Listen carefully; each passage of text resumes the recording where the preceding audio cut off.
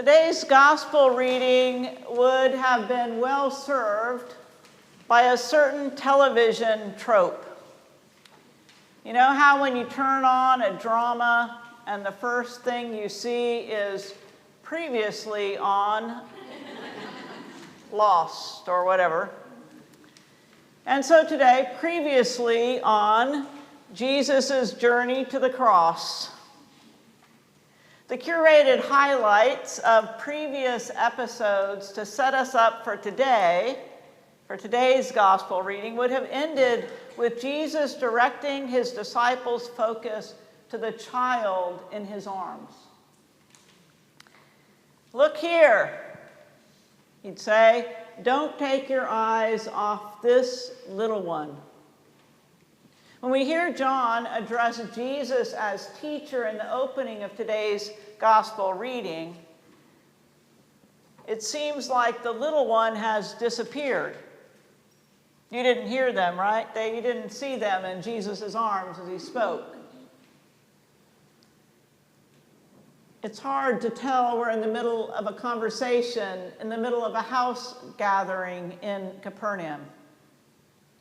In a circle of adults into which a vulnerable child with no power and nothing to offer has intruded.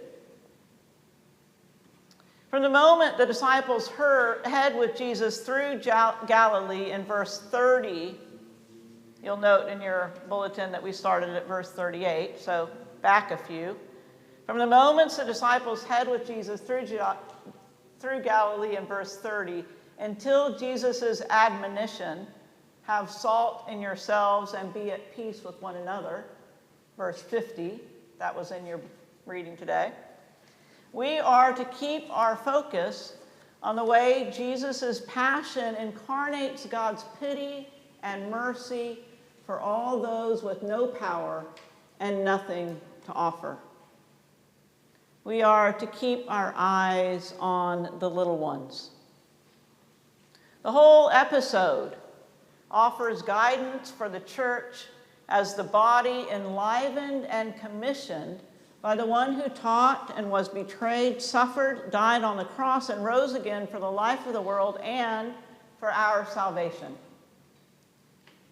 Over the course of this conversation, 20 verses in all, over the course of the conversation, Jesus teaches that behavior toward the vulnerable reflects nearness to the heavenly treasure for which we prayed in today's collect. And so let me take you back for a moment, previously in Jesus' journey to the cross. We started today at verse 38 of Mark 9. In verse 30, Mark tells us that Jesus and his disciples are on the road in Galilee. And while they're moving, Jesus teaches his followers that the Messiah will be betrayed and killed and rise again. They don't understand. They don't ask him to clear up the confusion. Instead, they argue on the way about what? About who is the greatest, of course.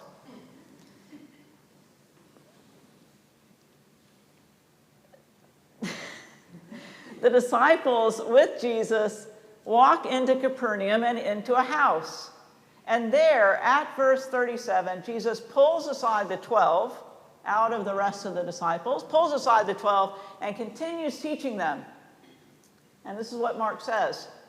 He took a child and put him into the midst of them, and taking him in his arms, he said to them, whoever receives one such child in my name receives me. And whoever receives me receives not me, but him who sent me. In our reading, verse 38-50 takes up the conversation just there, without a pause. Teacher, John says, we saw someone casting out demons in your name, and we tried to stop him because he was not following us. Philip Rouge Jones points out that this gospel passage begins with John going off on a tangent. John interrupts Jesus' focus on the child in his arms to express his annoyance at this rogue evangelist. Sorry, not evangelist, exorcist. Different. John's gaze rests not on the child in Jesus' arm, not on the one besieged by the demon even, but on the outsider status of the one invoking Jesus' name.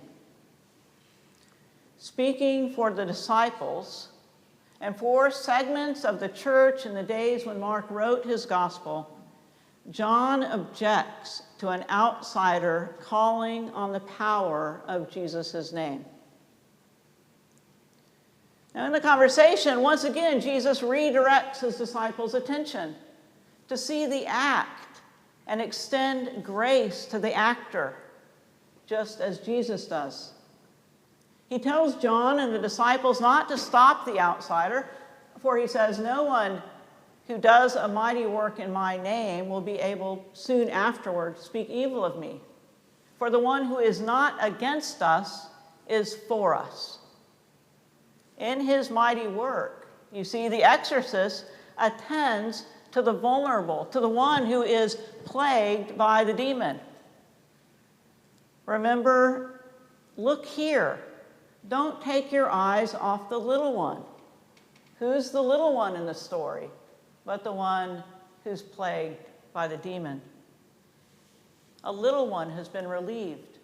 God's power has brought life and liberation.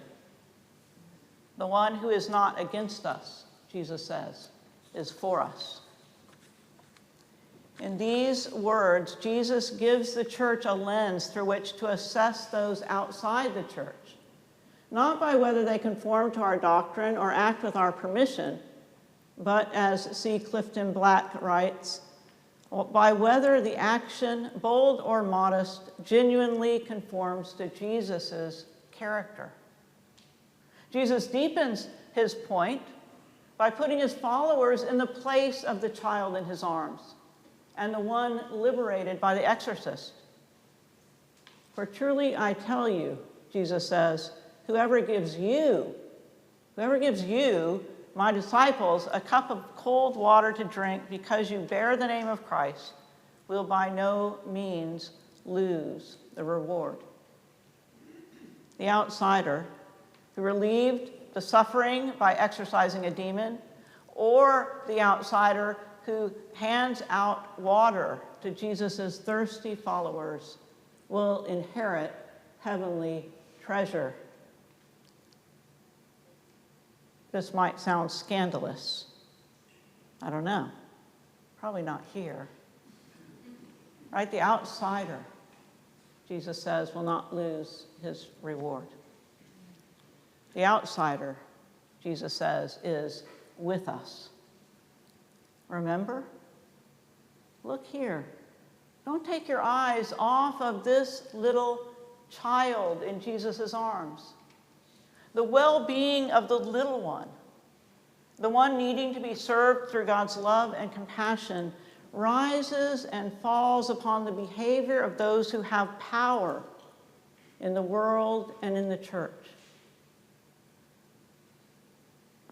And so Jesus continues, "To the whoever receives one such child in my name," and then the "whoever gives you a cup of cold water," Jesus then introduces an opposite whoever, really to deepen this point about what we're to be about as his followers. He says, "Whoever causes one of these little ones," remember the little one? "Whoever causes one of these little ones who believe in me to sin, it would be better for him if a great millstone were hung around his neck and he were thrown into the sea." I don't really like this image.